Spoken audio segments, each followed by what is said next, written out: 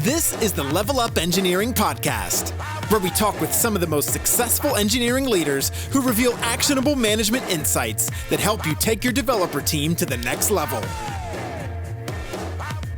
This episode is brought to you by Coding Sans, a software development agency building web applications from design to delivery with React, Node.js, and Angular.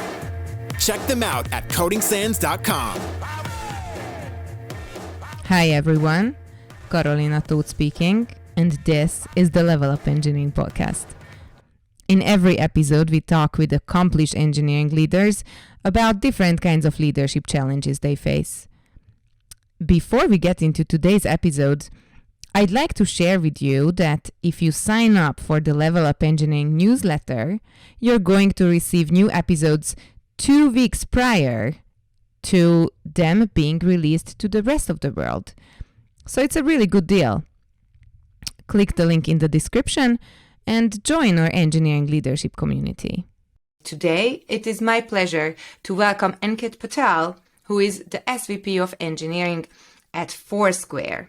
He has a very impressive track record, which I am not going to go into. I will let you introduce yourself as much as you want to.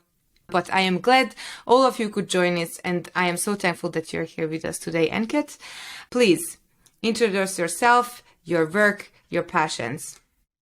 Thank you so much. And first, thank you so much for giving me this platform to talk with my fellow engineering leaders. I'm the SVP of Engineering at Foursquare, where I get to spend a lot of my time working with a very talented set of peers and engineers focused on customers. Prior to this, I spent 15 years in AWS and Amazon. I had the opportunity to build some of the largest organizations there, from leading engineering at Amazon Prime to building the business for AWS IoT. The best way to describe me, I'm a developer at heart. My current side projects are around making school more engaging for my daughters. They're 5 and 3, and they are extremely tough customers. I build things around for them, around math, help them solve more challenging problems through storytelling. Awesome. Yeah, thank you. For me, I'm a builder. I like tinkering with things, especially things that bridge the gap between our digital and physical worlds. So it's been really rewarding building small things for my daughters and seeing their eyes light up. And then they move on to the next thing. That sounds like children, but that's awesome. Thank you for sharing that with us.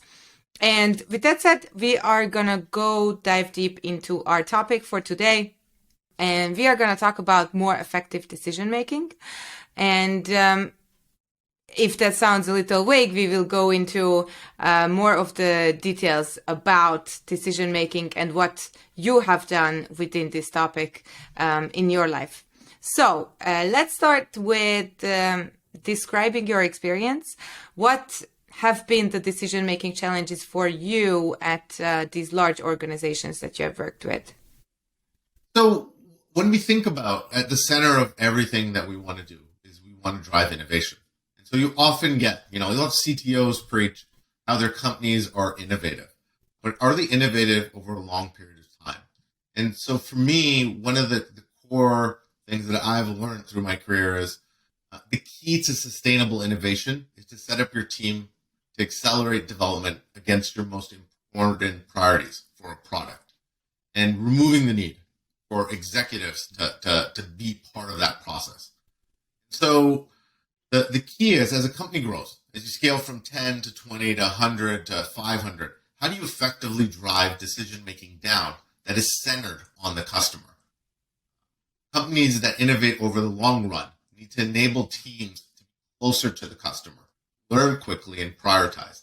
And if you do this right, teams will be able to work on fewer things more intensely, drive more significant impact.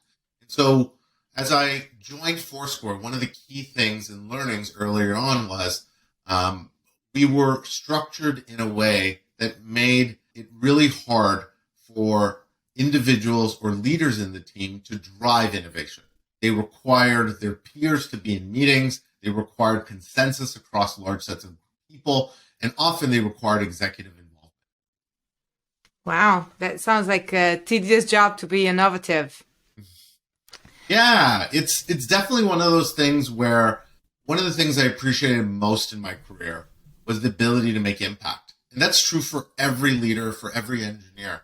And part of my job is to remove the barriers for them to be able to move fast and be able to make impact. And so I'm really excited to be able to talk to you today and your followers on how do we effectively do that? How do we drive decision making down and enable teams to innovate faster? Awesome. Thank you. So when you joined Foursquare, what can you tell us a bit more about the context, the situation that you have seen? What was the old approach, if we can say that? So, as I was saying, the biggest challenge as a company grows bigger is how to enable fast and effective decision making that's rooted in the customer. At Foursquare, we were experiencing the same organizational challenges that I believe affect many other organizations that suffer over time. We had organically grown over the last few years. We were hiring a ton of people, and we developed specialized teams. So to discuss a product feature, you often had to cross VP boundaries. And small projects required lots of cross-VP boundary collaboration and coordination between these small teams. So the first question that I ask myself is, does the team feel like owners of the product? Do they feel empowered? From there, we focused on structural changes to how to improve the team and how to help them operate so they're able to make decisions more easy for the product. One of the big things that's required as you're thinking about how to build high performance team is it's critical for teams to feel empowered, regardless of their job title or level. Empowered engineers not only think about how to solve the current problem at hand, but they think as owners of the product and customer experience. You'll be surprised, in my experience, the amount of innovation companies leave on the table by not empowering the people that build, maintain, and use your products. One of the key things about empowering your team is if the goals of the team and of the customer are not clear.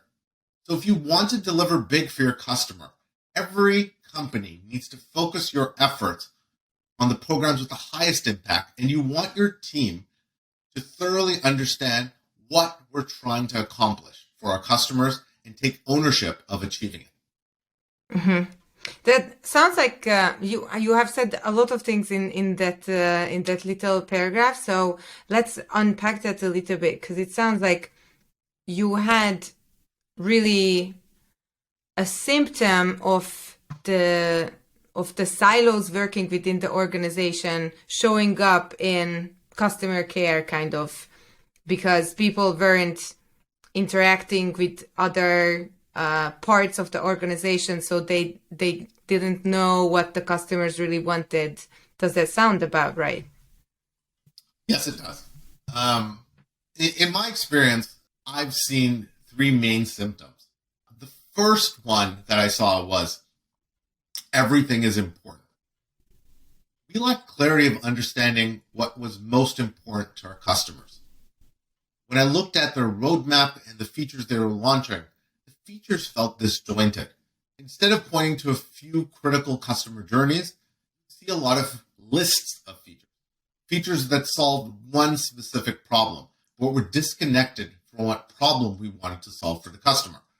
For example, I was reviewing a roadmap, and there was a new attribute that was being asked to be developed. It was around providing peak hours for a given business.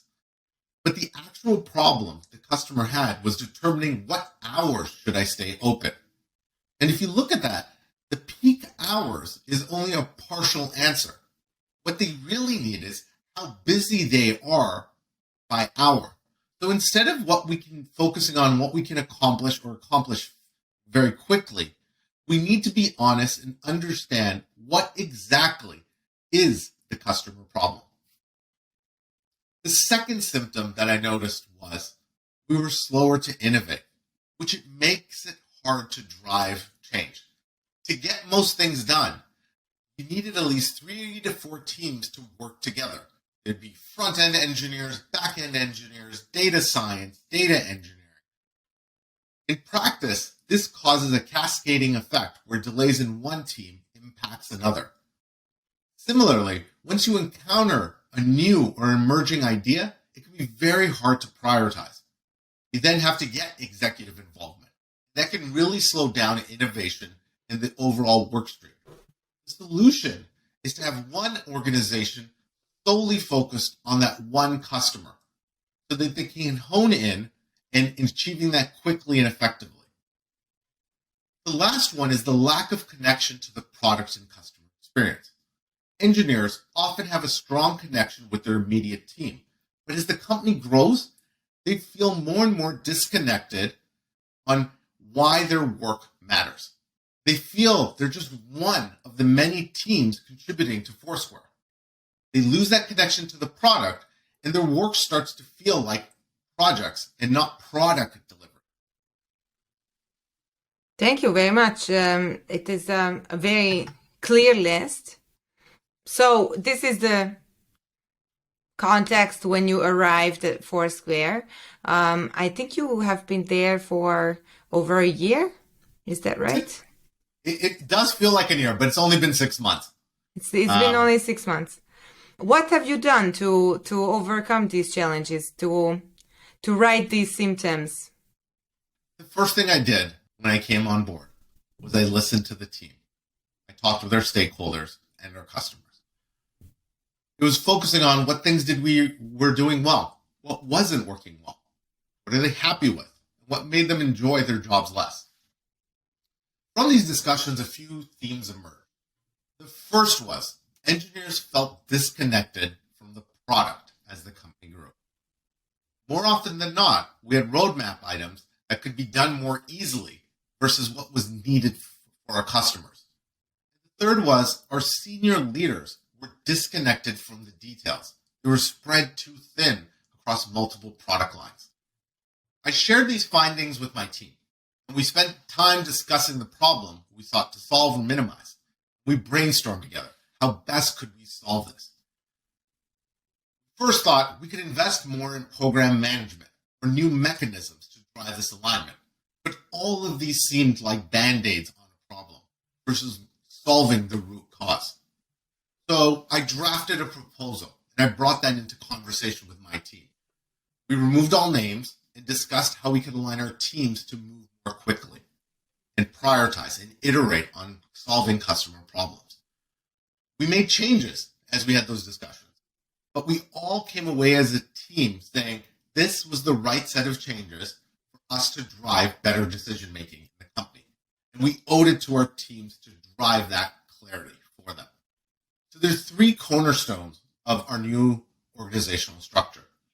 The first is single-threaded owners. We have one single-threaded owner for each line of product.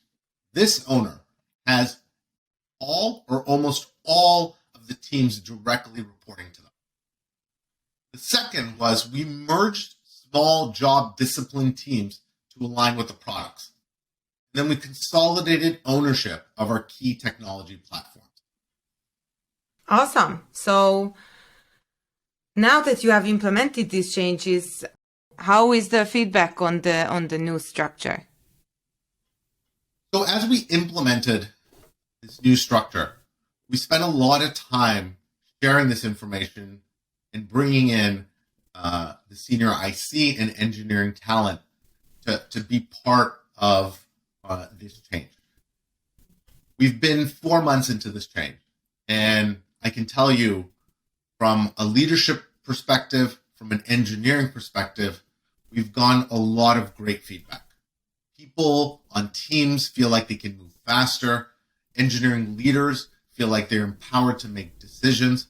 And for me, I've been involved in far less decision-making meetings. I feel like I'm much more able to align teams with goals, and they are able to independently work and solve that customer problem without having 25 people in that room. I love that. Thank you.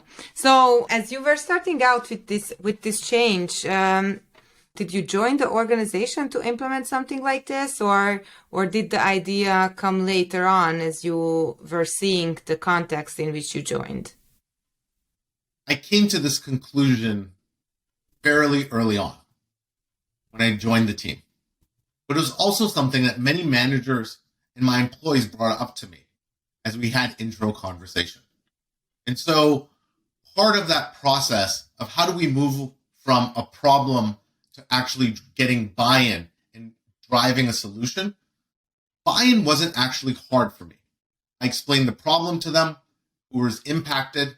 Everyone from the C-suite to the engineering individual contributors felt that this plan was the way that we needed to move forward as Foursquare continues to grow and we expand across product and business lines. Mm-hmm. So could you share a story in which you had buy-in from a level of the organization or something that happened while you were implementing this change? Sure. So one of the meetings I regularly have with the senior staff ICs, in one of those meetings, I explained what I had heard from others and how I was approaching the next 90 days of my job. I shared this findings to this group. I was thinking about the challenges, how I was planning to restructure teams based on products. And literally in that meeting, their eyes brightened up. I remember the exact words. This is exactly what we need. We should have done this a year ago. There was general consensus across this group that this made a lot of sense. We talked about the implication, things that we should be mindful of. It was great. I was actually quite shocked as I felt there would be strong opinions or differing opinions at least. But I was really surprised that every one of the staff ICs was on board and excited to see this change. Mind you, this group is the one that still wrestles with if we should be a mono repo versus a poly repo. So I was really glad that I had the backing and insights and support from our most senior engineering staff at the company. Thank you. So once you decided that this change was going to happen, how did you prepare your teams and your leaders to be able to actually make the transition? The first thing we started with was ensuring we all had a full understanding of the problem we were aiming to fix. We shared that information. We had a series of forums, leadership meetings, staff meetings, so they understood the reasoning behind the change.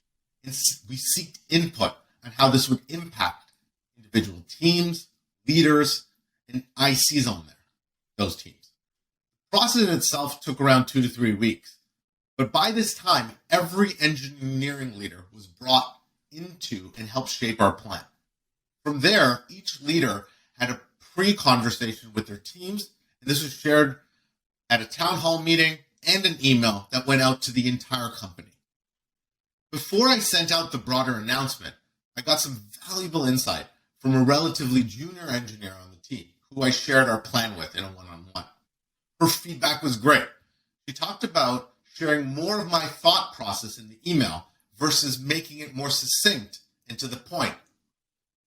She felt it was important for me to share as much as possible so that people could understand how I came to this decision versus only focusing on the implications of the decision.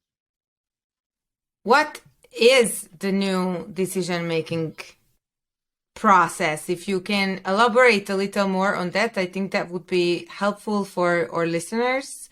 We have heard that your old decision-making process required a lot of people's approval and it needed not much information from the customer. And I'm quite interested, what actually did you implement? How did you make it more lightweight in a sense? The way we have organized decision making is we've based teams around products. So for example, we have an advertising business. Within that advertising business, there's a single threaded engineering leader that owns the entire portfolio for advertising. Within that, we have two main products. We have a targeting product, which focuses on how do we enable businesses to target customers based on a certain set of criteria. And then we have an attribution product that focuses on measurement and lift. Each of these products have their own engineering leaders. Each of those products have n number of teams. We have around 3 teams in each of these areas. Each one of those has an engineering leader associated with it. So part of the decision-making process now is, as new ideas come up, as we have conversations with customers, each individual engineering leader in either targeting or attribution can help look and understand the priority, make trade-offs, and they own the engineering resources for that product. If the case happens that we need to prioritize across both products, or we're thinking about features that span across multiple products, the engineering leader that owns advertising is able to make those choices and decisions. In this structure, my involvement or executive involvement is very minimized. This team is able to prioritize and make changes as they better understand the customer and learn from the customer. I love that. Thank you. I think a lot of people and organizations should put more effort into listening to their customers. So has this new decision-making process changed any of your hiring requirements, the people you're looking for, or the skills that you watch out for? In short, our hiring requirements haven't changed. And we continue to make focused investments both technically and culturally. The one change that I'm happy to share is we're now able to hire more junior talent into our engineering organizations. As the teams are now more product focused and we have a healthy mix of senior engineering talent, we feel that we are able to bring in junior engineering talent to the team and enable them to succeed. I love that. Thank you. So is there any specific way through which you find your engineers, or are you out there just looking for new engineers like every other company? Or if you care to share, if you have a special way to find people who match your requirements. So this year, we're establishing campus recruiting, both for our interns and full-time. We've hired a new campus recruiting manager, focusing on schools where current employees attend and are motivated to recruit, provided these schools provide a diverse candidate pool. The other thing that we have started since the last year has been focusing on hiring from boot camps. We see a lot of successful employees who've grown their career in the last year at Foursquare have come from areas where they don't come from a traditional computer science background. And we've seen really strong performance from them. And so we continue to make investments in hiring people from non-traditional CS backgrounds. That's awesome. Thank you for sharing that. I think a lot of people out there would be happy to hear that they have a chance with Foursquare if they decided to switch careers. Awesome. So if we go back to our original topic, if you could shed some light on the role of the different leadership levels throughout the transformation, I think that would be helpful to know how each level can participate in such a change. I mean, what was the role of the C-suite? What were the individuals doing? What were the directors doing? What were you doing? Anything like that. Sounds great. At the C-suite level, the CEO of the company was asking us the hard questions. He was probing into the strategy. After we got agreement on what we were trying to do with engineering, he was able to stand up a poll for the overall company. And effectively, we drove this product centricity across the entire company, from business development to all the way to sales. My role was to drive the strategic planning to align. And in typical, I would say, AWS fashion, I wrote a 6-pager, drawing conclusions from data and distilled a coarse-grained plan of how we were going to move from our current state to a more product-focused company. I effectively think of myself as the ambassador for this. The directors on my team, I think the best way to describe them, they were the heads of state. They played a critical role of mapping products to teams, dividing ownership lines, handling ownership amongst themselves and aligning the right leaders to the right roles. The level under them, the managers, they were the governors. They looked at how we could make this happen. They dove into their current roadmaps and determined cut lines, ownership transfer, and then fleshed out a concrete plan. Overall, each level was critically important for us to drive this transformation for not only engineering, but for the company. Thank you. As you have implemented this change, were there any quite challenging parts that you care to share, or are there any pitfalls that our listeners should be aware of before they make a model like yours work for them? When you're building vertical-based teams, either based on product or business line, you'll absolutely stay more connected to your customers and be able to move faster in delivering value. But you also have the opportunity to reinvent the wheel many times. This often becomes a case where a product team does not want to depend on other teams to drive value for their customer. Teams start building their own solutions in order to move faster. When I looked at organizing Foursquare based on product teams, I was aware that we'd likely reinvent the wheel. But what I've seen happen in my career many times is the best way of solving this isn't to create forums for senior ICs to be stewards of the architecture. I've seen this fail many times. A better model to me is to separate out key platform components and use these components as building blocks for the rest of the company. So one of the common pitfalls I've seen in organizational design is you build product-based teams, but then you think about this and say, well, I don't need any horizontal-based teams. I don't want to create any dependencies. And I think this is the wrong optimization structure. One of the things that as a leader, I think is super important is you need to step back and ask yourself, whenever you're making an organizational change, what problems are you looking to solve? And what problems will you likely create? And for us, is going through a product engineering organization, it was super important for us to build out horizontal platform teams. And so we focused on two key platforms as we made these changes this year. The first was a core data platform, how we process billions of points of data, enrich them, clean them, and process this. This is something that each of our product teams need, but we didn't want every one of these teams to build it. So we invested in a central team whose job is it to serve these different clients across these different product teams. And so as an engineering leader, it's super important to think about how do you provide an organizational structure that allows you to solve the problems at hand. And so for us, we found real value in not only having vertical-based teams, but having horizontal platforms that enable us to move faster for each of these vertical-based teams. I love that.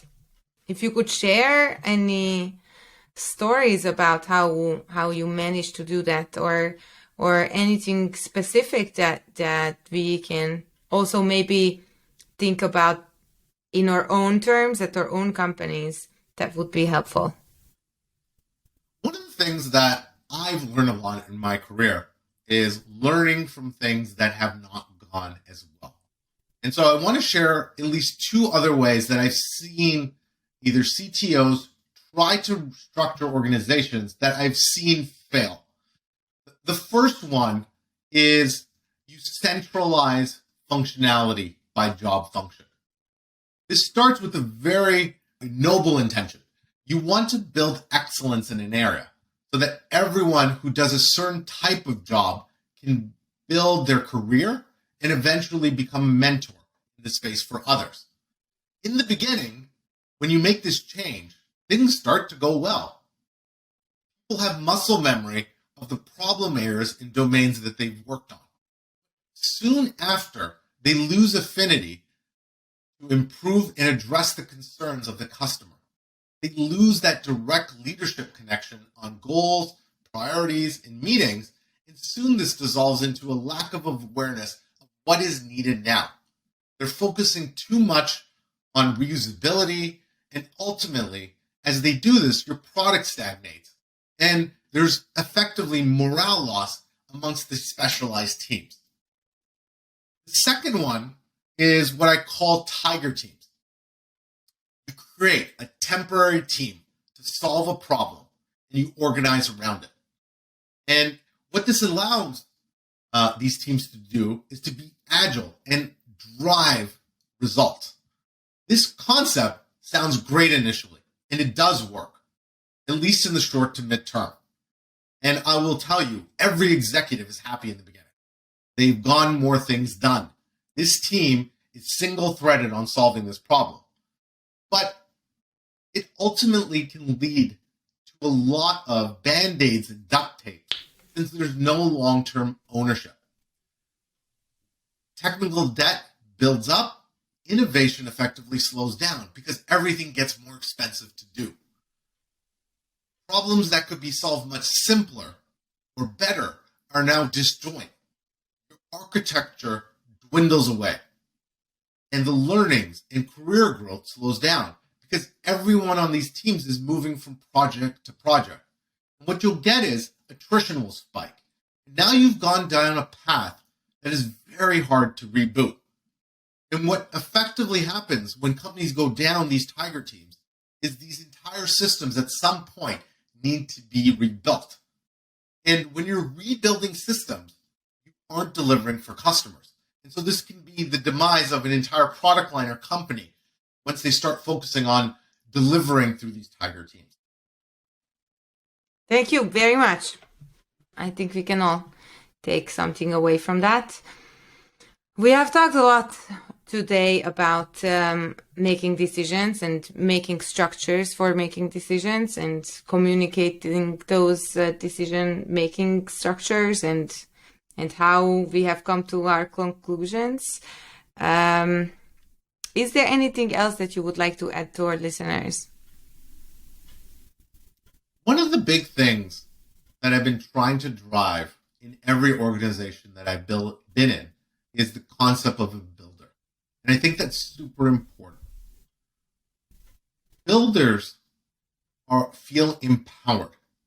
They look at not only the current problem, but they're stewards of the product and customer experience.